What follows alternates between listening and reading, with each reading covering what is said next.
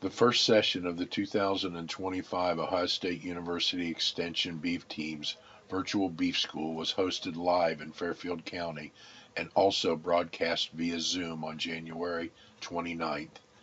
University of Kentucky livestock economist Dr. Kenny Burdine was featured speaker for the evening as he explored the economics of the beef cattle and livestock sector.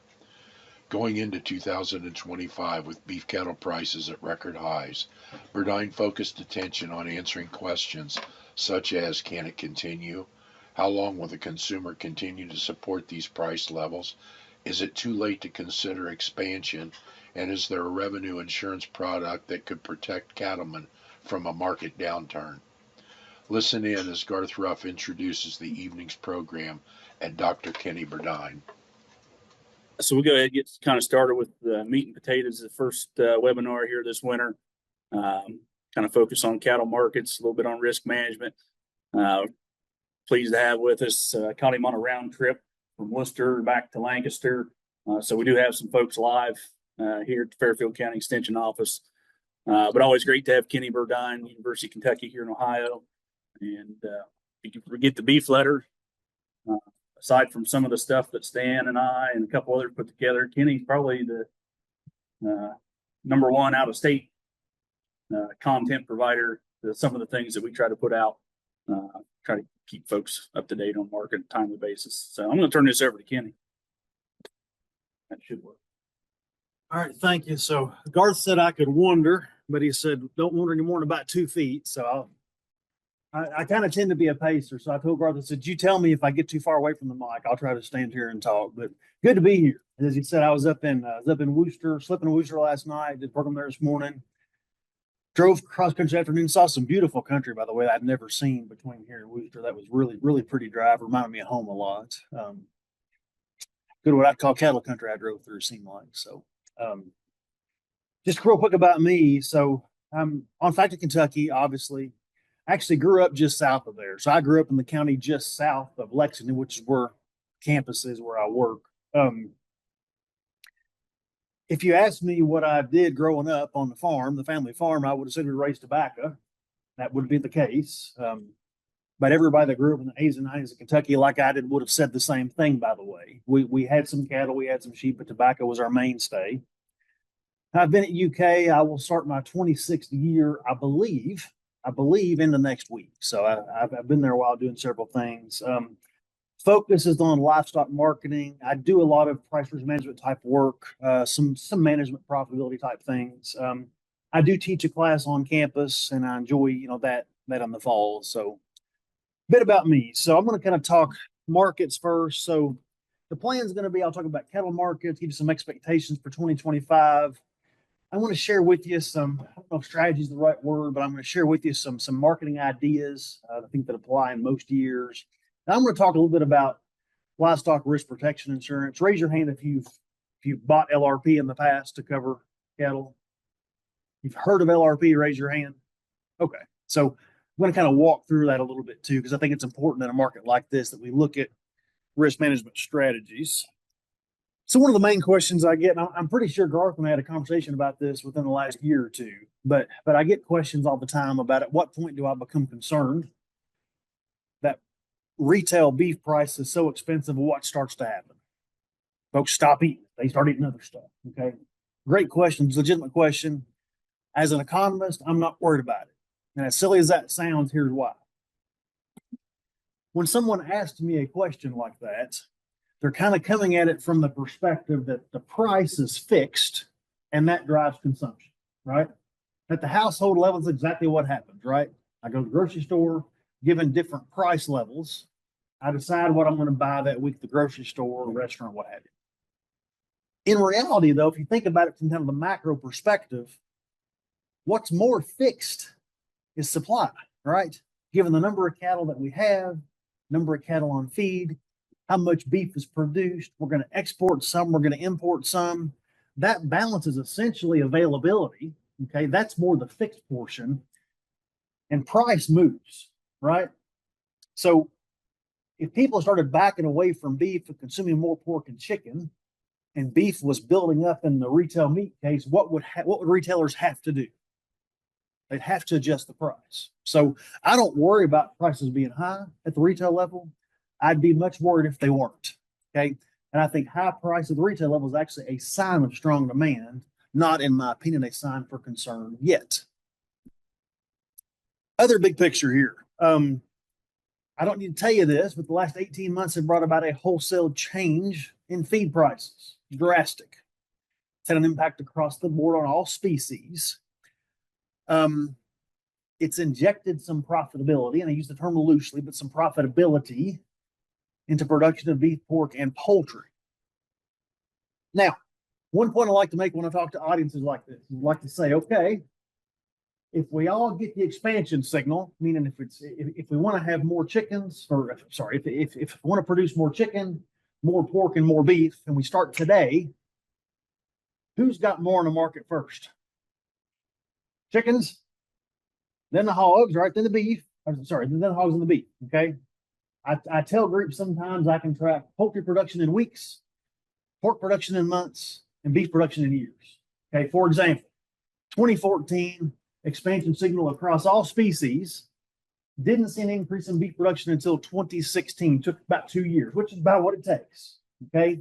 The very next year, we had over 7% more pork on the marketplace. That makes a difference, right? That means more competition in meat case. Now, I wanted to start by saying that just to make this point. It's been a unique situation the last several years. Did you know that we started decreasing the size of this cow herd in 2019? That was the peak of the cow herd for this cycle. Okay. In a normal cycle, the cow herd peaked in 2019. Our calf crop would have been biggest in 2019. That 2019 calf crop would have become 2022 beef production, and that would have been our high water mark for beef production this cycle. But what was the headliner all year in 2020? COVID. We pushed some production to 2021. It was basically dry everywhere in cattle country, northern plains, southern plains, west, southeast, everywhere in 2022. We killed a lot of females. I'm saying all that to say, despite the fact that we started reducing the size of this cow herd after 2019, 2023 was the first year I actually saw a decrease in beef production. Okay. Projecting one in the ballpark of 3% for 2025. I'll just very quickly talk about pork and broilers. Projection is we're going to have 2% more pork on the marketplace, 1.6% more broilers. I'll make this point, though, about those two. This is about trend in broilers. If I go back and look at year-over-year production increase going back to the last 20 years, we've averaged about 1.9% more chicken on the market every single year. So this is roughly trend. And in the entire poultry system is set up to deliver a fairly inexpensive source of protein. So that's normal. Interestingly enough, I'll tell you what's driving pork production. It's not more sows. It's productivity. Okay. More pigs per litter, more litters per sow. Last overarching thing I want to mention, raise your hand if you do a little bit of freezer beef, direct marketing, something like that. Okay. I don't know this to be fact. Okay. But if I was in Kentucky tonight and I asked that same question, I bet 2/3 of the hands would go up in a room like this. But if I asked that same question 5 years ago, probably no more than about 20%. Okay. Had a chance to visit with our Kentucky Meat Processor Association back in the spring. Now, for some perspective here, we don't have a large-scale packing plant in Kentucky. We don't really finish cattle at much of a scale. Okay. So the processors I'm talking with are processors that really provide a service, if you will, okay, so that folks like you can reach direct markets, freezer beef, farmers market, what have you, okay? They told me that they really wanted cattle prices to come down. You know why? Because what they're observing is that producers have quit chasing those value-added markets because they become satisfied with the commodity market, meaning calf prices are so high, I'm going to pull off a cow and sell them. I'm not going to finish them and try and sell them as freezer beef. Now, we do a little freezer beef ourselves. Very small scale, 6 to 10 a year. We've raised our freezer beef price, I think, for 4 straight years, and we'll probably have to raise it again in 2025. Okay. But I don't really think that the consumer demand is not there. I think that, retail price has gone up just like anything else. And I think the demand for local meat is still there. I just think what has changed is the incentive that's perceived by producers. I want to kind of plant that seed that I do think in most years there's money to be made by doing direct marketing. Even a lot of my larger scale producers do some freezer beef. And the ones they focus on freezer beef are the ones that frankly don't fit as well with the rest. You got some small frames, some off colors, not bad cattle, right? They're just ones that if I take to the yards and they get pulled off in small groups, I get docked on them, right? If I can finish those and sell them, I can add some value to them pretty seriously. So those markets are important. Thinking about where we are, it seemed like we've had drought in a lot of places the last several years. USDA will come out with their January 1, 2025 inventory estimates on Friday at 3:00. So as of January 1, 2024, this cow herd is at a 63-year low. I think by 3:00 Friday, I will tell you we're at a 64-year low. Okay, I'd be shocked the beef cow herd's not smaller when the estimate comes out for January 1 of this year. Now, I like to make this point for perspective. We produce about 60% more beef today with that same number of cows that we had in 1961. Weights are bigger. We're more efficient. We don't lose. All those things matter.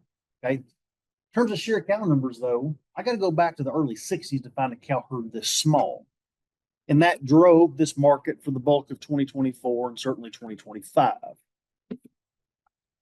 Now, one of the anomalies, I think, of the 2024 market, and we're kind of starting that way this year. So cattle on feed estimate of on feed inventory,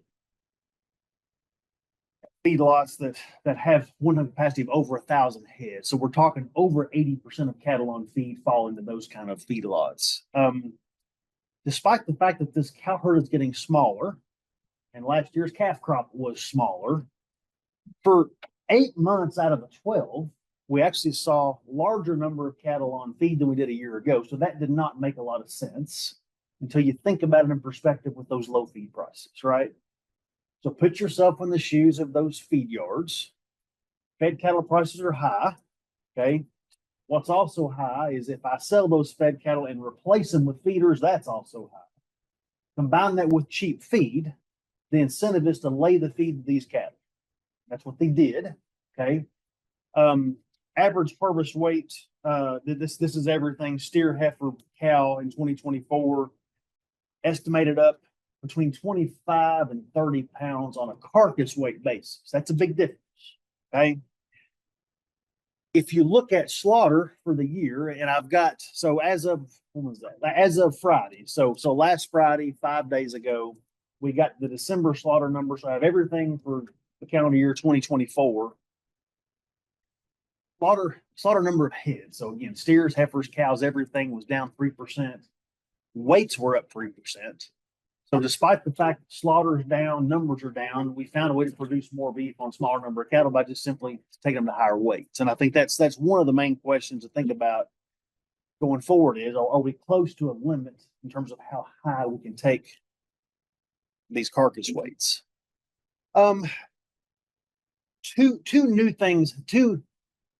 Two things happened in late 2024 that caused our markets to push upward at a time when they seasonally would usually be moving down.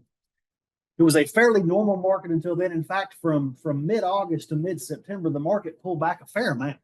If you remember, calves especially, it was, 20 cents a pound or so maybe. First thing was, I was in Oklahoma. I was in Stillwater, October 15th through 17th. Okay, so we're talking about the third week of October. All the talk was about how horrible the wheat pasture looked. Horrible, right? There's essentially going to be no demand for cattle on wheat pasture. By the way, wheat grazing demand had to be placed on wheat pasture in the Southern Plains is a big piece of our underpinning for our fall feeder cattle market, November through January. Okay. I left Stillwater on the 17th. I think it was the very next week. They had some storms coming. And it seemed like for 3 or 4 weeks there back to back, they had a lot of rain. And over the course of mid-October to early November, it went from what looked like a horrid winter wheat crop to a really, really good. Okay. At the same time, because it had been dry, a lot of folks had moved calves already, so there were fewer out there to be placed. So I've got wheat pasture that needs somebody to eat it, right? And I've got a limited number of calves. So that pushed our markets higher in November. And then, of course, the Sunday before Thanksgiving, APHIS sent something out that they found New World screwworm in southern Mexico. For the first 11 months, or first 10 months, I guess it would have been. Yeah, but for the first 10 months of 2024, Mexican feeder cattle imports accounted for a little over 5% of our feeder cattle supply. So, you know, when you cut those off, we're not getting those anymore. That kind of boosted our markets a little bit further. And we're at levels we've never seen before. Certainly not for January, right? I have to kind of something. Is it really January? And I've got fed cattle prices this high, calf prices this high, heavy feeders this high. That's kind of where we've been. I want to take this quick sidebar and talk about imports and export a little bit. It's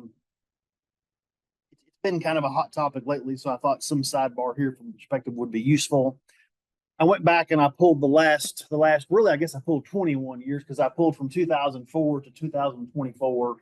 I did have to extrapolate a little bit because I don't have my December 2024 trade numbers yet. So I just did some back of the napkin math. But so first of all, go to the far left.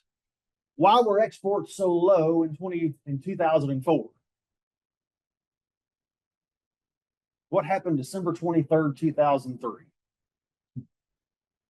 We found our first case of BSE in the United States. Okay, so where our markets were closed for a good chunk of 2024. Now, notice though how quickly that rose.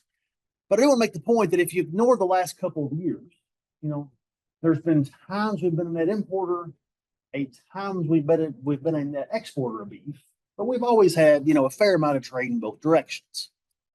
Generally speaking, even when we've been a net importer of beef, the value of what we've exported has exceeded that of import. So that's not going to be the case in 2024, but it typically is. Okay, now what I'm showing you here, there's different ways I can show this. I could show you volume numbers. They mean nothing to me. Okay, I love percentages. So what I'm showing you is that red line.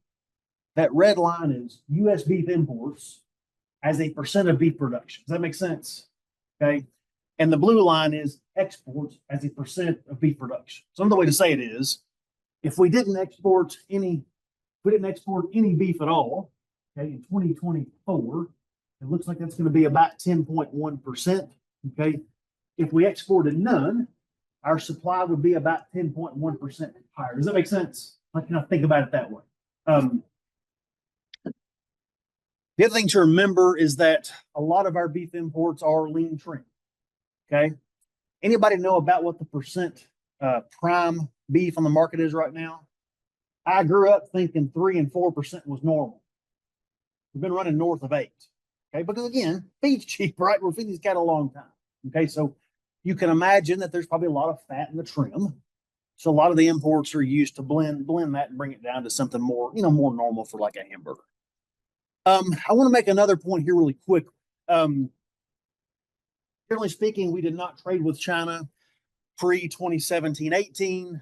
The last time we dealt with retaliatory tariffs was 2018.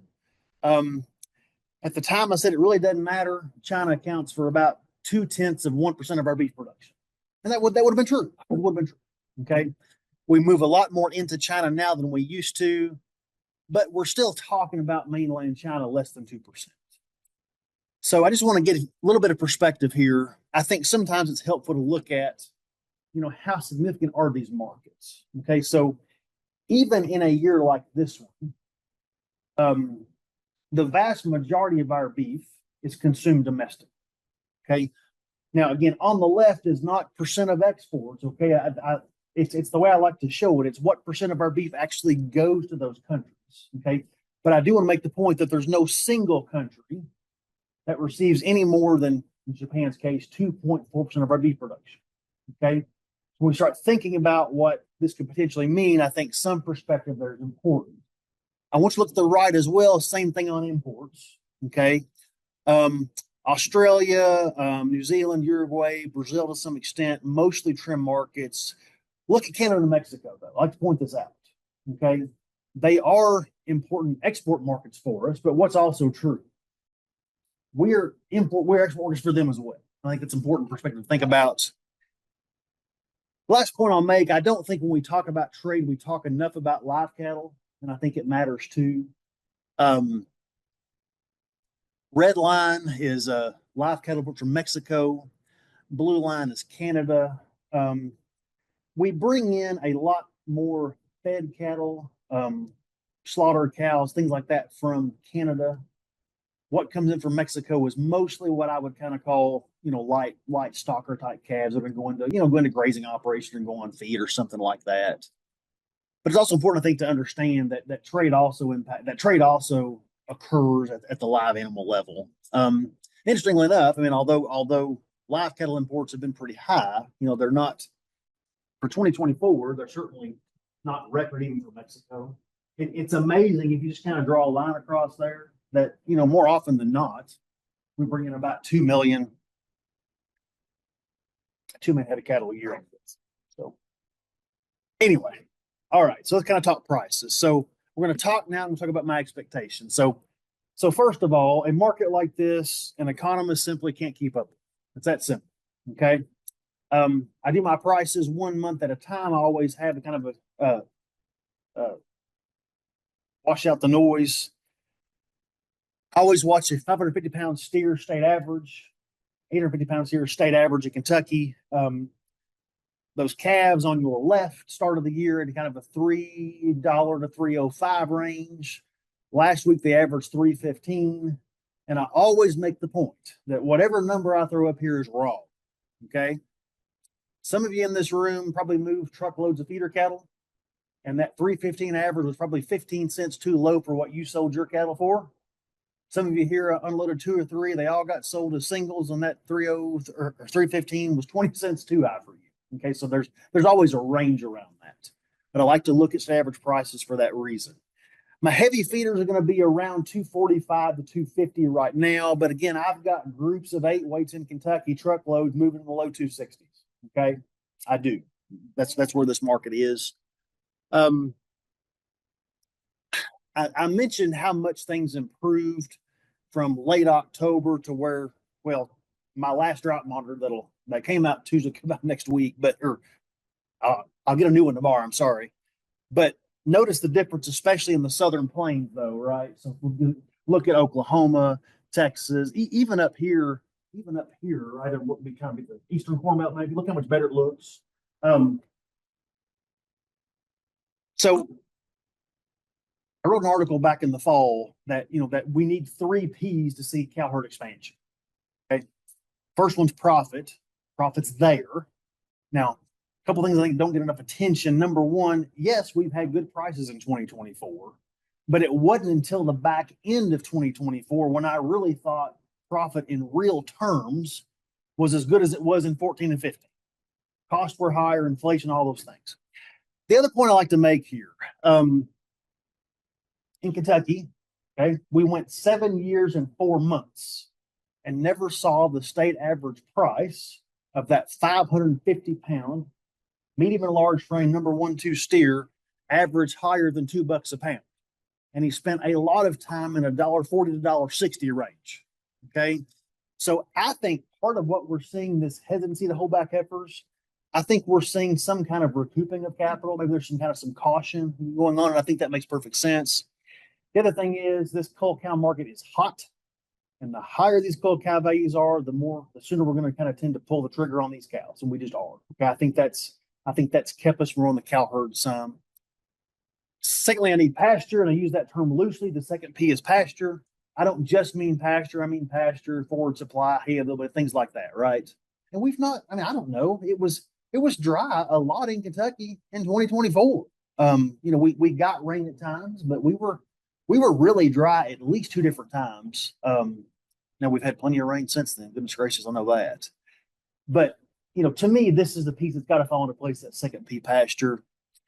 The third P is patience, and I say it kind of tongue in cheek, but I kind of think patience may actually be the P that we've been the lightest on lately. If you think about heifer retention for the purpose of expansion, where literally I'm going to hold back more heifers than usual with the intent of having more cows in the future. It's the ultimate trade-off between money today and money tomorrow, right? I'm gonna not sell some heifer calves that are worth more than they've ever been worth in order to have larger calf crops 2, 3, 4 years down the road. And I think interest rates matter, right? Because what interest rates do is they really affect how significant the preference is for money today or money tomorrow, right? I always prefer money today. Okay. The higher interest rates are, the more I want it today. And, you know, the time we grew the cow herd from 14 to 19, right? I mean, interest rates were what, 4 or 5%? You know, what would you get now if you were borrowing money for cows or something? Would you say 7? Okay, so that's a big difference, right? It matters. That kind of plays into that patience thing. You know, it's a very different environment now than it was back in 14, 15, and 16. My expectations for 2025. So I think on Friday, they're going to tell us the cow herd is going to be about 1% smaller. My guess is it will round up to 1%. I'm thinking something like 0.8. How did I get there? Not much better than a dart, okay? We did some statistical analysis back in the fall, estimated 1.2% decrease. We've really pulled cow slaughter down a lot since then nationally. So I'm kind of leaning towards 8 or 9%. But I think the cow herd will be smaller. That means the calf crop will be smaller. That means fewer calves moving through markets in the spring and fall.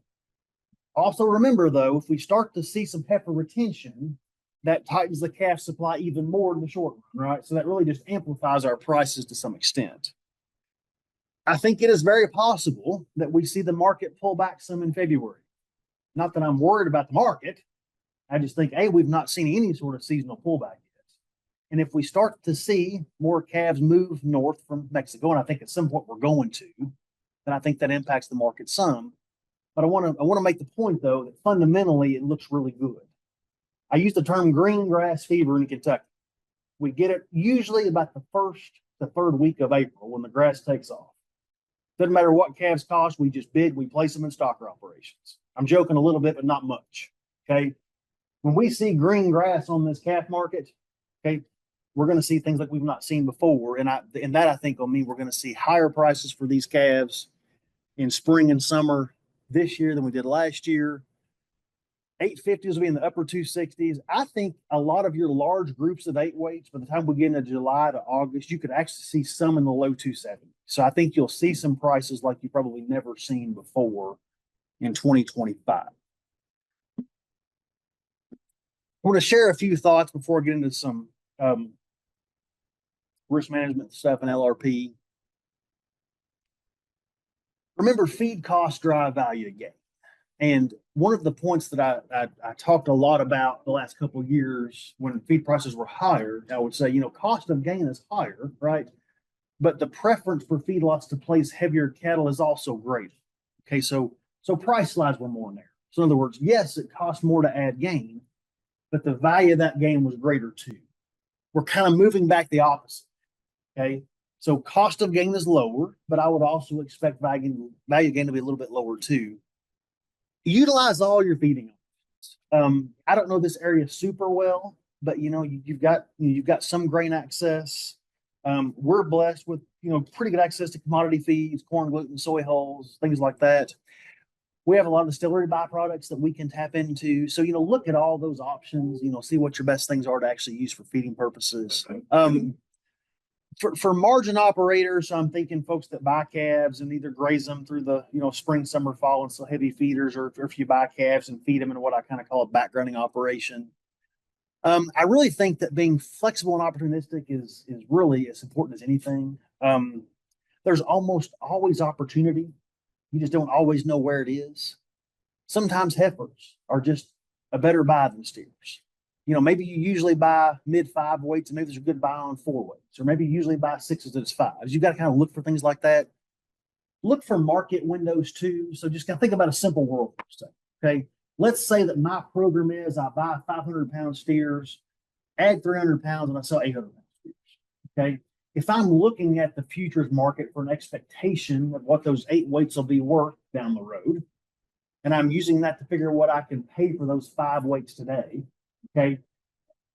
If the futures market goes up by $1 a hundredweight, okay, that's $8, right, on the 8 weight. Follow me? Okay. When I spread that across that 500-pound steer, I can now pay $1.60 more from you. Follow my math? Okay. So if deferred feeder cattle futures go up by $10 a hundredweight, and the calf market jumps by $10 a hundredweight, right? Those calves are a better buy than they were before. Does that make sense? So look for windows like that. Okay. Always think about what expected sale price means for target purchase price. Always buy with grouping in mind. I work with a lot of small cow-calf operators. I work with a lot of folks that buy calves, and I'll show you some. I'll show you a chart here in a second. But you always want to look at, okay, how can I get more of my calves to stay together when I sell them? And sell in larger groups. Larger groups might mean not 1s but 3s, not 5s but 10s. Doesn't have to be potlucks, right? But I need more to stay together, and I need to be more uniform. And I think you need to manage price risk. I'm optimistic about the 2025 market. Okay. But I can go back and show you that chart from the last couple of years, which were good price years. And I can show you multi-month times when prices took a pretty big hit. Okay. And protecting yourself from those types of things is important. That's why I want to take about 20 minutes and talk about livestock risk protection insurance. Couple of thoughts for cow-calf operators here in the room. And I tend to work more in this world than probably any other. We're in a whole new world in terms of price, right? A lot of things that we know, rules of thumb, don't really apply in a market like this one. Okay, so for example, what you're looking at there at the top is roughly Kentucky state average price for December. 450-pound steer calves averaged about $3.30 a pound. 550-pound steer calves averaged about $3. Okay, a lot of people saw that 450 price at $3.30 and thought, gosh, I'm going to unload now. I don't want to add 100 pounds and sell them for 30 cents less a pound. Okay. What's the problem with that? It's a whole new price world, right? Even with the 30-cent price drop, those 5-weight steers are worth $165 more than those 4-weight steers. Okay. I can add 100 pounds for that amount of money. Okay. So in other words, don't get focused on price per pound and lose dollars per head. That matters more. Again, I'm optimistic about the next couple of years. 2024 was a good year profit-wise. I think 5 will be even better. I feel good about 6.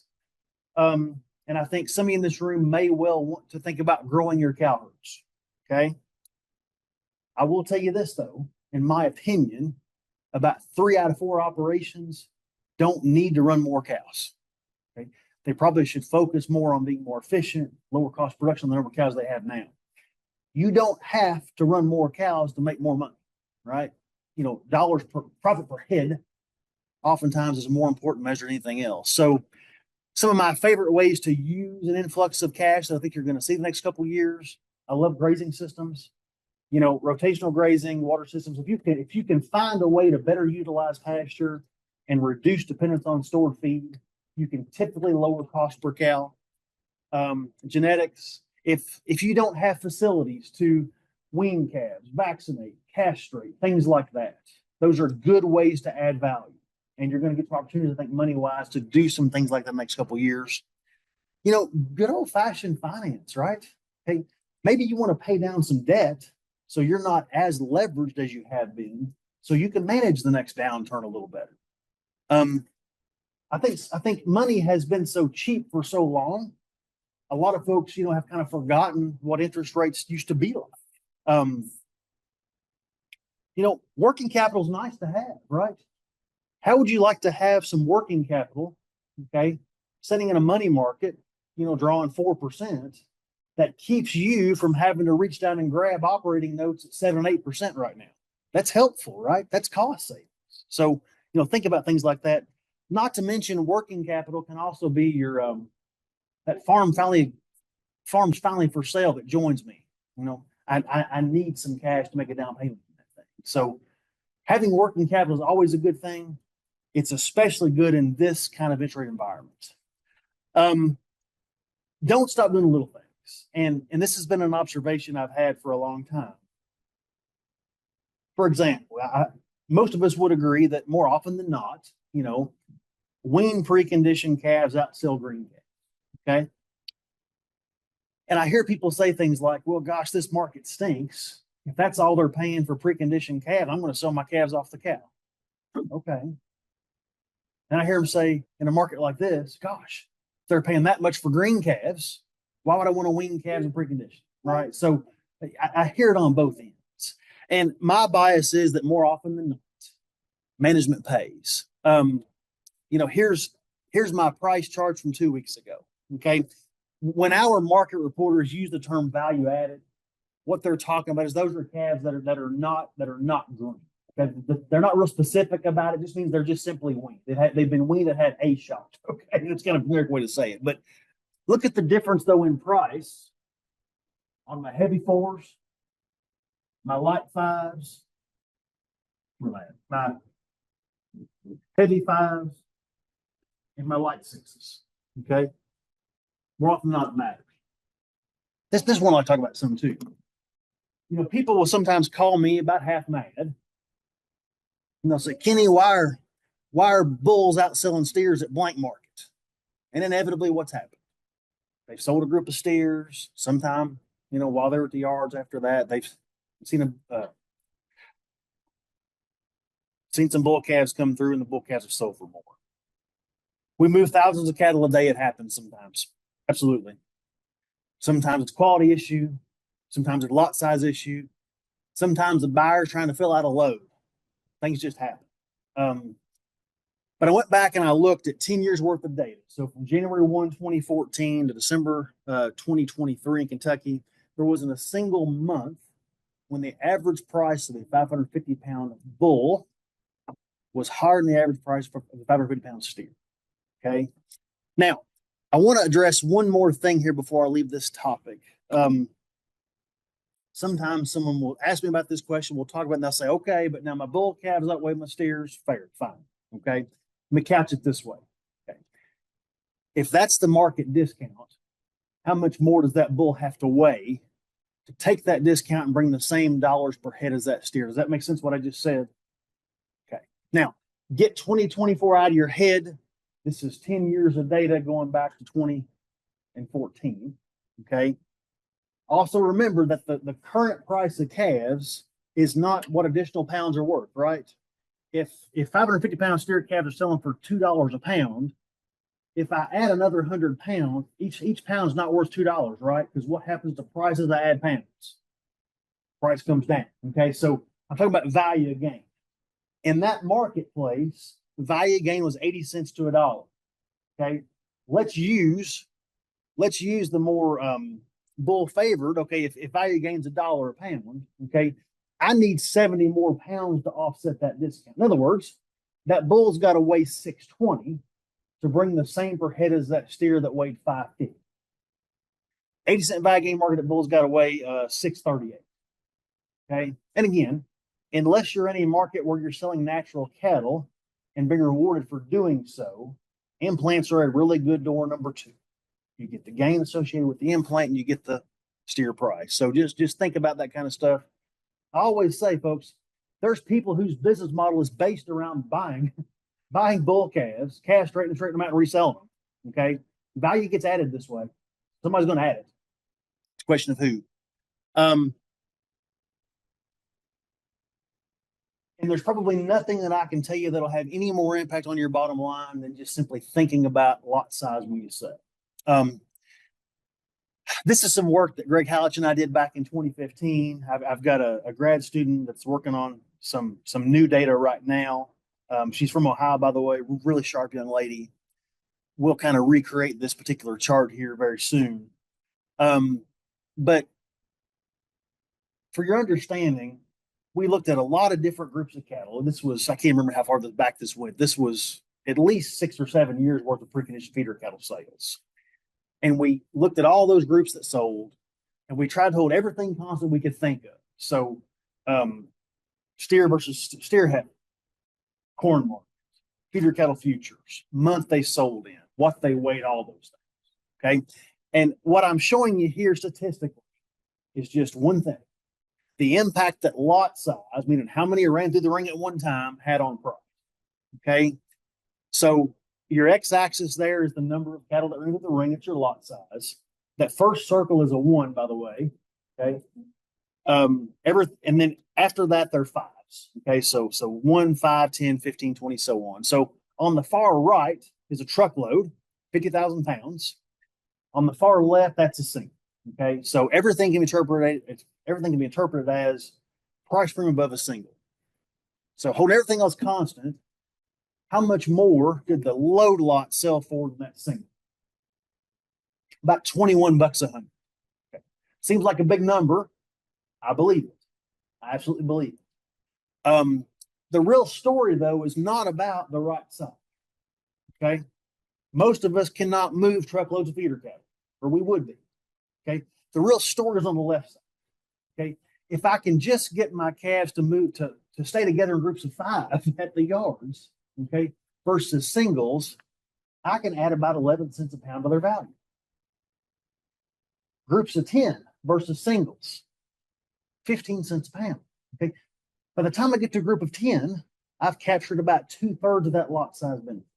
Okay. So I love this chart because it means something for a lot of these small cow calf operations. If you unload 20, 30 calves, okay. But it's a whole lot better if they get sorted into 4 cuts instead of 8. See what I'm doing? It matters. It matters a lot. There's probably not many things you can do that'll do any more for your bottom line than think about this. That means calving season matters, and that means uniformity matters, in my opinion.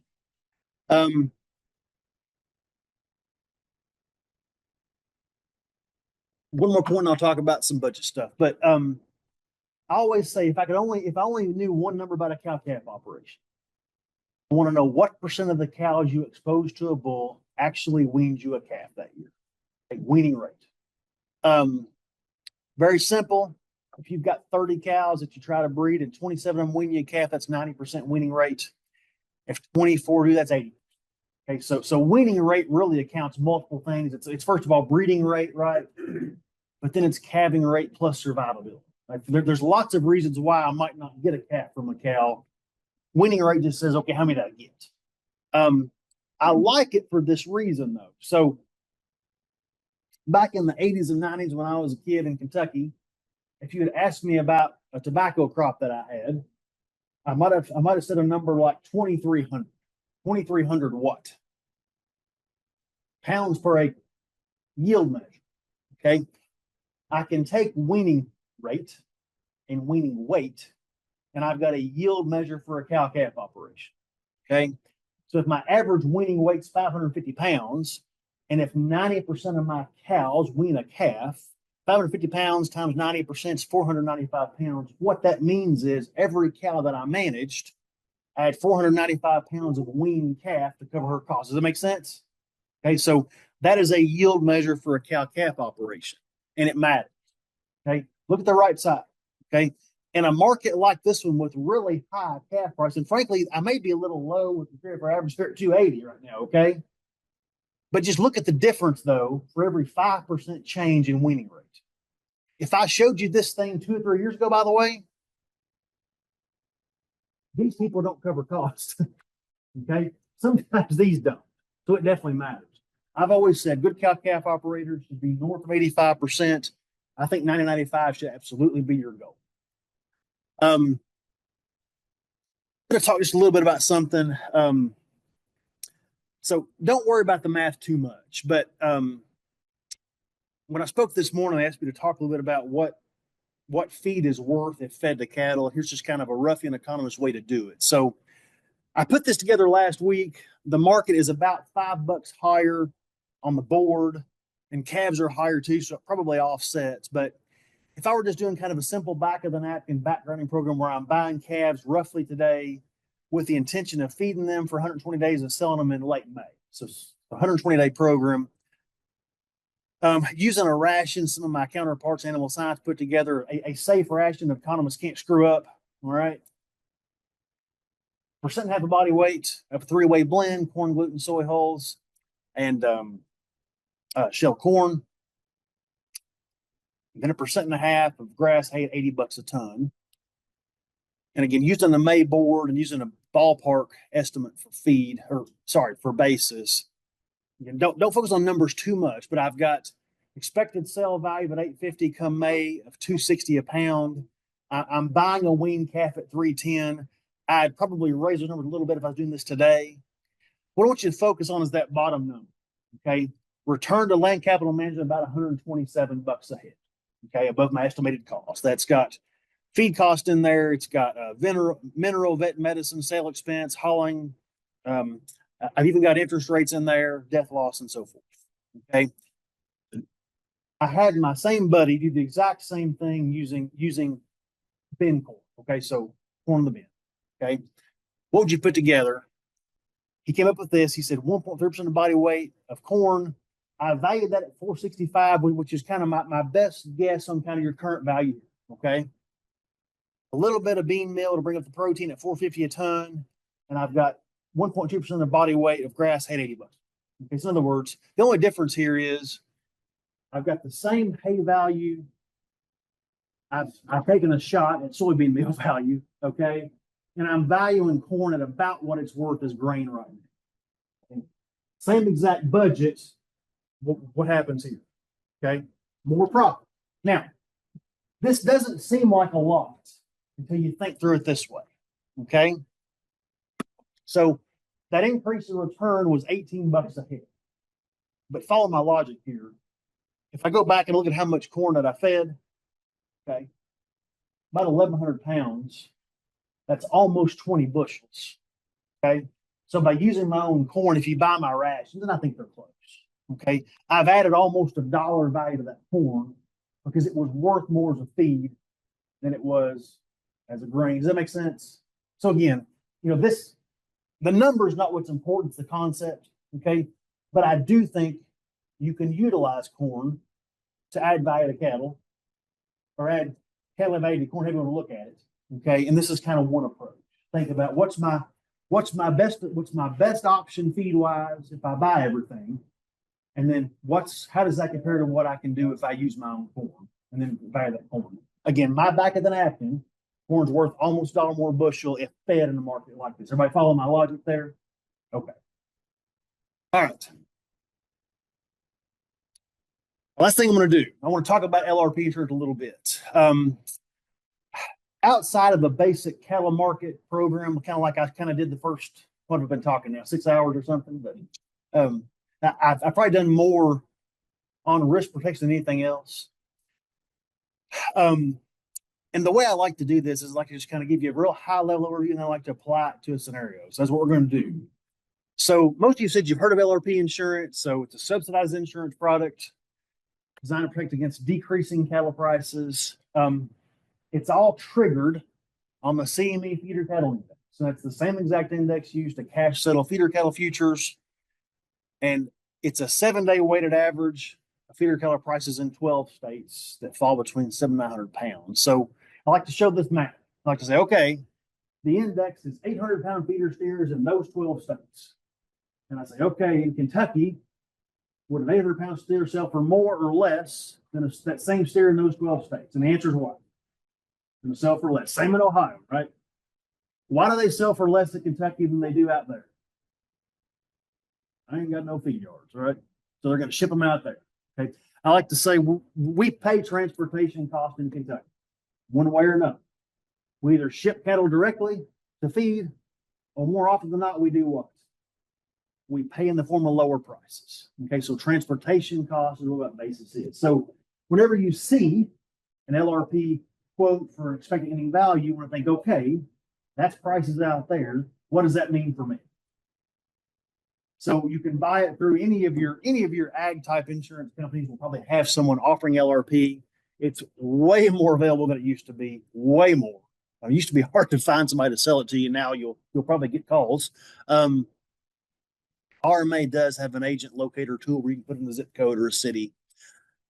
The thing to remember is each policy has an ending date and an expected ending value. Okay. On that ending date, if the index is below your coverage level, you're going to get dollar for dollar compensation for every pound that you cover. Now, again, I've just simply found the best way to teach this is just jump right into it. Okay, so we're going to apply LRP insurance to this very silly, yet I think reasonably accurate budget I showed you a minute ago. Okay, so I'm going to take this exact same program using corn, soybean meal, and grass hay. We think we can make about $140 return to land capital management. We're going to talk about how can I use LRP to protect that 260 sale price. And if I protect that 260 sale price, what am I protecting by doing that? I'm protecting that return. Okay. Now you can argue this, but I really think that once I get those calves placed, there may not be anything that's going to impact my bottom line any more than sale price. You can argue maybe a weight gain, maybe, sure. Okay. It's highly unlikely, though, that anything else besides those two would impact my bottom line anymore. So, I'm going to buy calves today. I'm going to sell heavy feeders in May. I'm going to buy 550s. I'm going to sell 850s. When I put this together last week, May feeder cattle futures were right around 268. I think they're like 273 today last time I looked. So we moved a little bit, but we're going to work off 268. I'm going to buy coverage. Now, when I say expected end value, that's what they say that they think come May that index will be at, and that will match very closely that May feeder cattle futures price. Now, you'll make a choice. You have a lot of options. Okay, you're going to make a choice. So, for illustration, I picked 3 different coverage levels here. Okay, so first of all, I could buy coverage at 266. Okay, it's going to be expensive. Maybe that's going to cost me $6 a hundredweight. On 850-pound steers, that's $51 a head, but it's what I call a $2 deductible. In other words, it's expected to be 268. I've got coverage at 266. How much do I have to self-insure? $2 a hundred.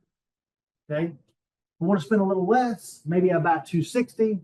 I've got to self-insure the first $8 a drop. That's going to cost me less. That might cost me $4 a hundredweight. It's going to cost me $34 a head. I could also spend a lot less. I could spend $2 a hundred, and I'm going to self-insure a lot more. And you may have anywhere from 2 to 10 different options. Okay, I just picked out three for illustration. The point is, you understand there's premium. Okay, the more I spend on premium, the closer my coverage level is to that expected ending value. Everybody good? Good. I'll say nod or shake them at home. We all right? So I plan to sell them in May. I think they'll weigh about 850. I'm worried the market's going to drop. Expecting the value is 268. Let's say I buy that 260 and I spend $34 a head. Okay. It's kind of like I've set a price floor at 252 minus my premium. Okay. So if the market went to 260 and stopped, I get no insurance help. I think, okay, how will my cattle compare to the board? I'm guessing maybe they'll be about $8 under. That's kind of my basis estimate. Okay. That brings me to 252, and I'm going to spend $4 in premium. Now, you've got to adjust this for what you do. Okay. I'm kind of assuming that you're moving larger groups of calves. If you're not, this has to be adjusted to maybe minus 10, minus 12, 14, what have you. This number you got to kind of back your mind. Now, the way I like to teach this is I'm just going to drop that premium, that $34. See the yellow highlight there? I'm going to drop it into that budget because it's a cost of production like anything else, right? I've got feed cost, mineral cost, medicine cost, insurance cost. Done. Okay. And notice my $145 return is what? It's $34 lower. And you're going to make $30 more, $30 less because you bought this insurance. It's a cost. All right. Now let's talk about though why I would want to do it. Okay. First scenario, prices rise significantly. Okay. Let's just say that I expected the value was 268. Market takes off between now and May. Come May, it's 290. I don't think it's likely, but hey, it's possible. We've seen it before. Okay. If that's the case, my cattle probably sell for $8. Back of that, they sell for $290. I still spent $34 on insurance. This is best case scenario. And I think one of the things that's difficult for people sometimes about something like LRP is it's hard to imagine buying something when the best case scenario is what? I didn't need it, right? Okay. I pay homeowners every single year, and I don't hope I have a fire. Same idea. Okay. This is best case scenario. So if this were to happen, I've tacked on 30 cents to my sale price. Those calves I thought would sell today, I thought they'd sell for $260 in May, actually sell for $290. They sell for a lot more. I'm still out $34. I probably don't really care at this point, and my return is north of $350. Now, what's true about your neighbors though that did the exact same thing but didn't buy insurance? They made $34 more a head, right? And that bothers us. I know it bothers us sometimes. It's human nature. Okay. But the truth is, one of the nice things about LRP, unlike forward contract or selling a board or something like that, is I've still got upside. Okay, I've still got upside. Here's the reverse. Okay. Let's say instead of prices running up $30, they go down $30. If that's the case, I sell my cattle for $30 hundredweight less. They sell for a lot less. I'm still out premium. But remember, I had coverage at 260. I had coverage at 260. Ending value ends up being 238. There's a $22 hundredweight difference there. I'm telling you, I bought coverage for 850 pound steers. I'm going to get $22 a hundredweight on 850 pounds. Okay, it's $187 a head. So if I dropped it into my budget, insurance is going to pay, but it's also kind of the worst case scenario. Okay. You'll see my sale price there, $230. You'll see my premium of $34 going to sit there multiple times. Okay. But then you see that indemnity. Okay. And that indemnity is why I was able to still walk away with a return of $43. I'm not thrilled about it. Right. But I covered my cost. I paid back my bank loan, or whatever. It's a black note. Here's the exact same thing had I not bought insurance. Notice I zeroed out the indemnity, zeroed out the premium, and I lost 3 figures. Okay, so this is what your neighbors did that didn't buy insurance in a year like this. Okay, and remember, anytime you're managing risk, you're generally spending some money to eliminate some downside. Okay, and this is exactly what we did. We set kind of a floor, if you will, protected ourselves from a really unfavorable outcome.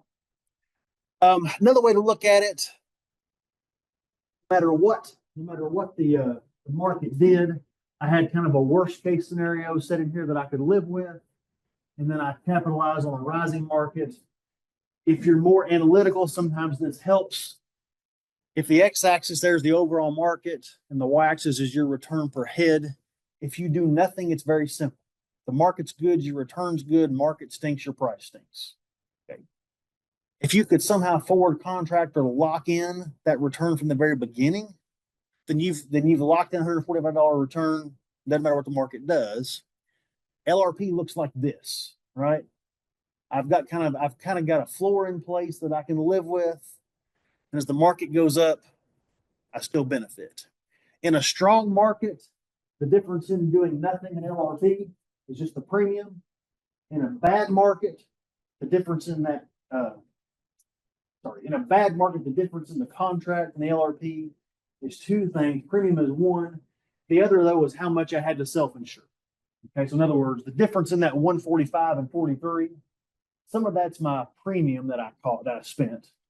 The other piece, though, was that $8 I had to self-insure before my insurance kicked in. Those 2 things. There's an adjustment for heifers. I don't love it, but they do it this way.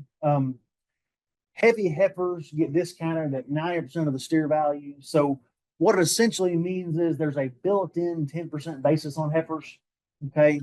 So if the expected value for steers were 270, heifers are going to be 243. Where it gets a little bit tricky is because that's oftentimes too big of a discount for heifers. So you may well be running a negative basis for steers and positive for heifers. You kind of got to think about that. I can also cover calves. The way they do it, The weight 2 is 600 and above, 600 to 1,000. Weight 1 is 600 and below. So the index is based on those heavy steers. Lighter steers are valued at 110% of the heavy steer price. Heifers at the heavy steer price. So you can just kind of think about it that way. What it really does, it kind of amplifies the movement. So for example, if the index were 270, then my lighter steers are going to be 10% higher than that 297. The index drops to 260, it dropped by $10, right? But when I do the same calculation with lighter steers, it moved by 11. Okay, so it amplifies that movement. That's what matters. So I can cover calves. Last point I'll make on this one is that as of, I think this was 2 years ago, I kind of forget, but you can cover unborn calves now. I always like to teach LRP by starting with the margin operation. To me, that's the easy way to think about it. If you're a cow-calf operator, you know your costs are kind of ongoing, right? It's hard. There's not a real clear starting point. So, long before your calves are born, you've got cost in them, so you can actually cover them ahead of time. I don't know many folks that do this, but if you do it, you'll pick an ending date sometime after they're born. You'll specify an expected weight at that time. And then what they do is they value those calves at basically 105% of the index. So, remember the steers were 10% above, heifers they essentially average the two and assume 50-50. One more point, you can't cover the same cattle with overlapping endorsements, but you could cover calves as unborn calves up to a certain point. And then after that expires, grab another LRP if you wanted to after the fact. So you've got the option of piecing those together. You could do it either way, but that's an option that you've got. Again, I don't know many folks that do this, but it's an option you can actually use now to be aware of it. Last few points, and I'll answer questions and talk with you as long as you want. A very good question folks will ask, what if something changes? What if I planned to sell in late May and had to sell early? Okay. The way that it's written, you can sell up to 60 days ahead of time or any time after, and the insurance stays in place. Okay. However, the only date that matters for indemnification is the ending date, period. When you sell the cattle, doesn't matter. It's just the ending date on the policy. So you want to try and get the ending date as close as you can to when you plan to sell the cattle. Let's say that I sell the cattle 60 days ahead of time because I wanted to. It's possible that maybe I sell those cattle when the market's down and I expect an indemnity, but then between when I sell and the ending date, the market moves up, maybe I don't get one. Similarly, if I choose to keep the cattle longer, right, I just have to understand that once the ending date's passed, I'm really unprotected and nothing I can do in the marketplace. So all that matters is the ending date. LRP has gotten much more popular the last several years. The two biggest things to know that have changed. Number one is they've increased the subsidy. The subsidy was 13% for a long, long time. Now, I believe it was 2021. They bumped it where it, on the higher curve, it was at 35%. Lower, I think it's 45%. But most people I know are going to buy the higher level. So you've more than doubled the subsidy. That made it much more attractive. The other thing is you used to have to literally you had to pay the premium up front. Okay. Now, like a lot of other insurance, premium is paid after the ending date. So in a lot of cases, cattle have already been sold before you have to pay the premium if it's due. So that's a benefit for a lot of folks that matters. I'm going to end with just a couple thoughts that I like to share when I talk about risk management. Stuff I've learned through conversations and just kind of thinking through things with folks. But the first thing I like to say is you really need to think about how changes in expected sale price impact bottom line. So I won't slide back to the budget again, right? But picture that budget with expected sale price up there and a return. Okay. Change that sale price, drop it 10 cents, drop it 20, drop it 30, and just look at how much that changes that bottom line. Okay. If I did that with you right now, I would show you that my expected sale price was 260. Okay. I think if that drops by 17 or 18 cents, my return goes red. Okay? Knowing that puts it in perspective, right? Does anybody think that's not possible between now and May? Well, it's possible. We don't know. It's possible. Okay, so sometimes just thinking through that helps you kind of quantify how much risk is out there. Number two, do what I did. Treat insurance as a production cost. Don't try to overthink it. Okay. Do it, drop it in your budget and go.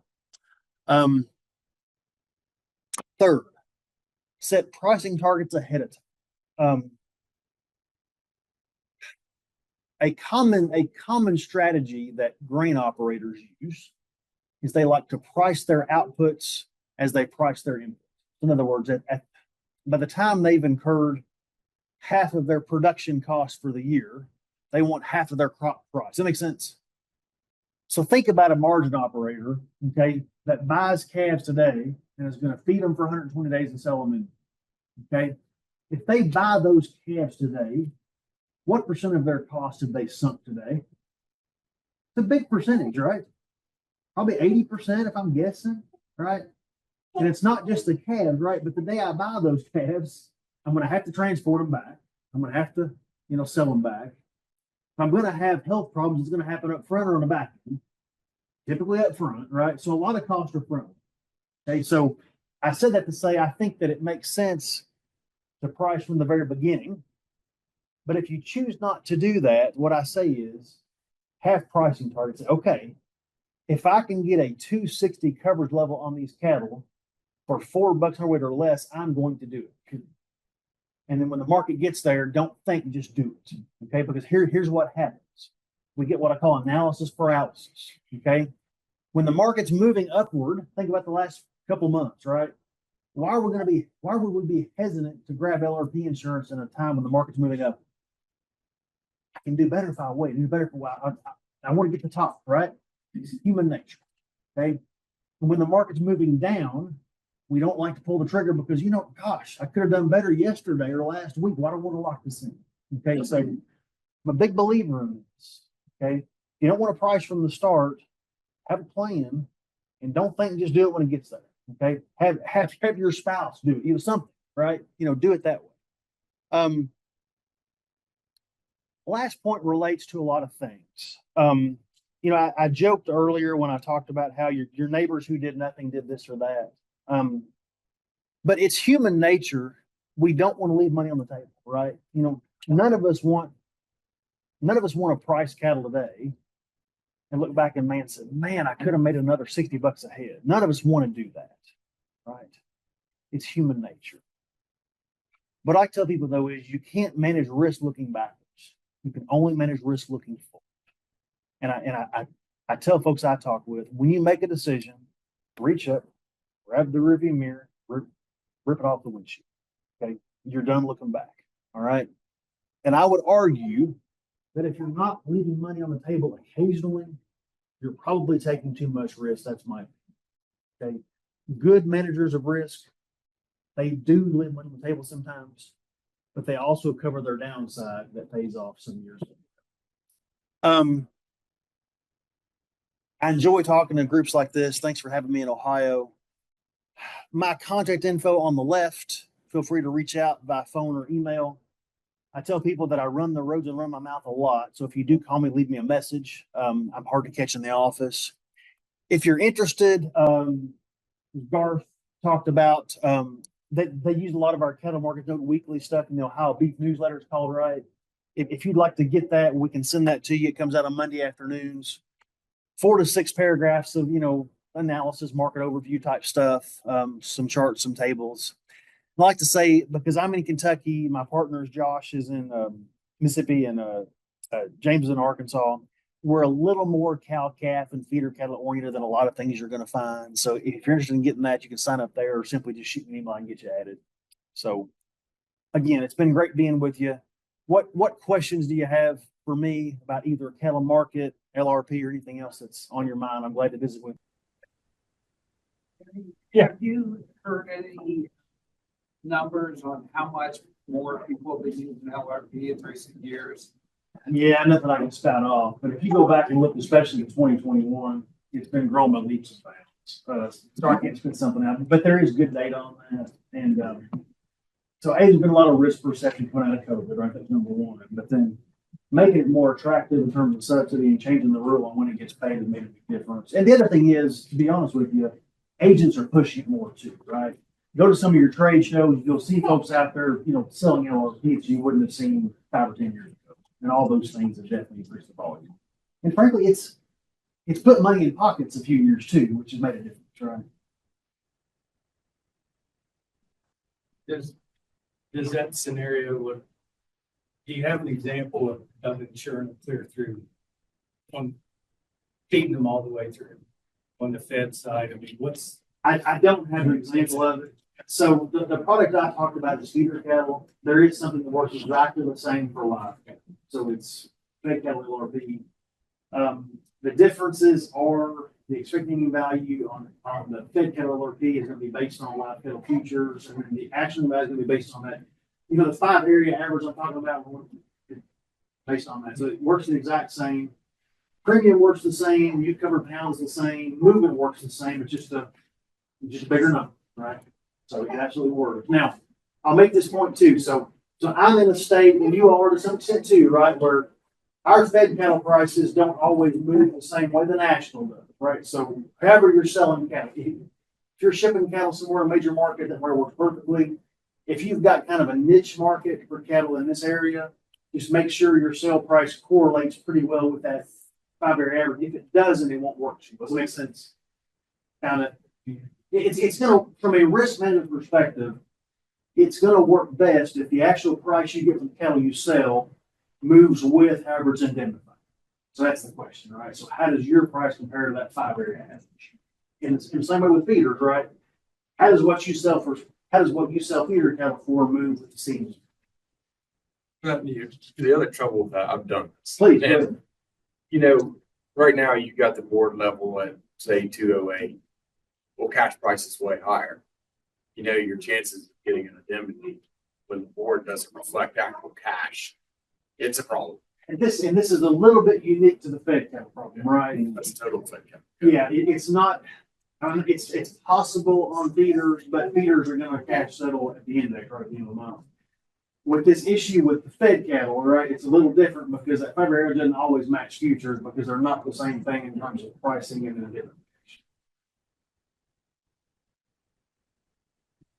You remind me, Jim, I got a fed cattle example I can send you. It's not as attractive for the reason he just said if you're selling cattle at sale on. That's a basis problem. It is, yeah. If you cashed out, your indemnity price was the board price where you set your insurance level at, it'd solve it, but it's not. They need to look at matches. Well, there's another question coming here about price targeting. The question about forward price targeting, I'm not sure I follow it completely. I think what you're probably asking me is how do I decide what is attractive and what's not? And the way I usually encourage folks to do is work through a budget first of all, and then figure out, okay, what's an expected return? And then ask yourself, okay, what can I handle? So more often than not, I like to see folks get to some level where the worst case scenario is at least break even or a little profit. It doesn't always work. Truth matter is, though, it depends on everybody, right? Someone who is more leveraged, has more debt, they probably can't take as much risk as some others. That matters. There's also some folks that maybe they want to spend a little bit less on insurance and self-insure more, and they can afford to do that, right? Very similar to someone who may have, higher deductible, lower premium on insurance. The same exact thing works on the cattle side. So work through a budget, think about your risk preference and how much risk you can actually afford to take on the downside.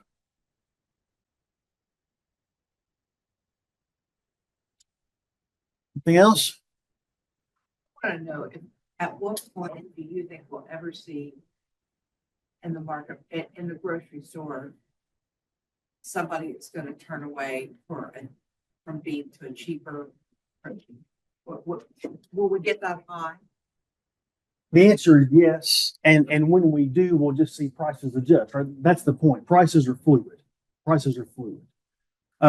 My experience has been folks consume protein. It comes down to what form. So more than the actual price levels, I like to look at relative prices, right? How does beef price compare to pork price and chicken price? And yeah, we'll get there. And I think you'll probably start to see some even this next year or two. But that's how the markets work, right? That's how signals get sent. I mean, that's just the way markets operate. The thing that's remarkable to me right now is we're punching out twice as many primes, and the consumer's sucking every one of them up. Yeah, they are. And And the prime premium is high, by the way. It's high. it's incredible. It's high. Yeah. So they're paying for quality. And this is the other thing about it. Like if, stop and think for a second. So beef production in 2024 was actually just a tick higher than 2023. Okay. We exported less, imported more. There was more beef on the marketplace in 2024 than 2023, and prices were still higher, right? That's strong to me. That's strong to me. Can we get cattle too big for the box? I mean, we're punching out a bunch of 1,600 pounders now, and it used to be didn't fit the box, but we never hear that anymore. We don't, shockingly. I don't have a great answer. My gut says we got to be pushing the limit on these carcass weights. But here's the thing: as tight as cattle supplies are right now, so one thing I like to look at every week, I think it is, USDA puts out a carcass premium discount schedule. I like to look at that. And if you go back and you look at those heavy carcass discounts, they're there. And you might see a range of $0 to $20 a hundredweight, but the average would be like $1.20. Okay. Which tells me in most cases, they're not docking them at all.